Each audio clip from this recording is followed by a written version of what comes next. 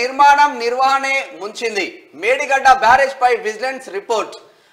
Detail స్టడీకి expert కమిటీని ఏర్పాటు చేయాలని ప్రభుత్వానికి సిఫార్సు. బ్యారేజ్ ని ప్రారంభించిన తర్వాత ఆపరేషన్ అండ్ మెయింటెనెన్స్ గాలికి ఇరిగేషన్ డిపార్ట్మెంట్ గాని నిర్మాణ సంస్థ ఎల్ఎన్టీ గాని పట్టించుకోలే. కనీసం వానాకాలం ప్రారంభానికి ముందు తర్వాత తనిఖీలు కూడా చేయలే. నిర్మాణ ఖర్చును ఏకంగా 133.67% పెంచేశారు. 10 ఏళ్ల కింద కట్టిన డ్యాములు గట్టికున్న మేడిగడ్డ 4 ఏళ్లకి ఆగనైంది. మరి నాగార్జున సాగర్ ఎప్పుడో గట్టి 100 ఏళ్ల కింద కట్టిన ప్రాజెక్టులు మంచిగా ప్రశాంతంగా ఉన్నాయి. 4 ఏళ్ల కింద పడుతుంది. 4 దిక్కుల పరిచయం ఆగం అవుతుంది కథ. 4 నెలలకే ఇబ్బంది అయితే మరి బయటికి మాత్రం చెప్పలేదు. దానికి ఇంజనీర్ పెద్ద ఇంజనీర్ ఇంజనీర్ అన్నీ డిజైన్ నిర్మాణం నిర్వహణ తీరే మేడిగడ్డ బ్యారేజీ కుంగడానికి కారణమని విజిలెన్స్ అండ్ ఎన్ఫోర్స్మెంట్ తేల్చి చెప్పింది. బ్యారేజీ 7వ బ్లాక్లోని 16 నుంచి 21వ పిల్లర్లలో పగుళ్లు ఏర్పడ్డాయని, 20వ పిల్లర్లో పునాదుల నుంచే పగుళ్లు ఉన్నాయని వెల్లడించింది.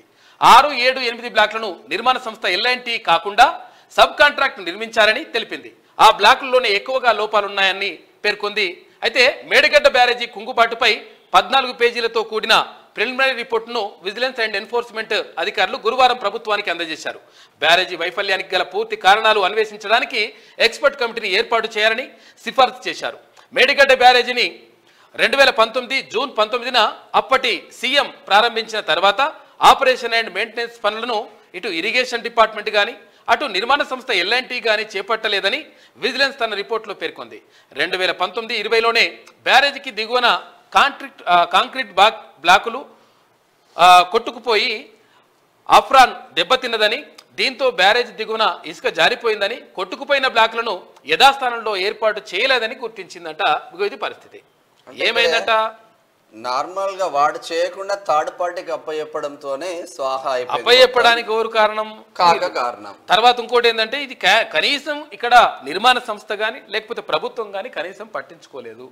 తర్వాత 2019లోనే ఈ కథ అంతా కూడా బయటపడ్డా గానీ కప్పుపుచ్చేటువంటి ప్రయత్నం చేసిండ్రు. దీంతో ఏమైందంటే ఎవడిపై ఇప్పుడు నిజంగా ఆయన సొంత ఇల్లు అయితే ఒకవేళ ఇంట్లో అట్లా పరెలు వాసి తర్వాత కూర్తోదేమో అని చెప్పేసి పరిస్థితి ఉంటే అట్లనే నిర్మాణం కొనసాగిస్తుండేనా? నీళ్లు పట్టక లేకపోతే ఇంకోటన పని చేయకపోతే అట్లా ఊకుంటాడా?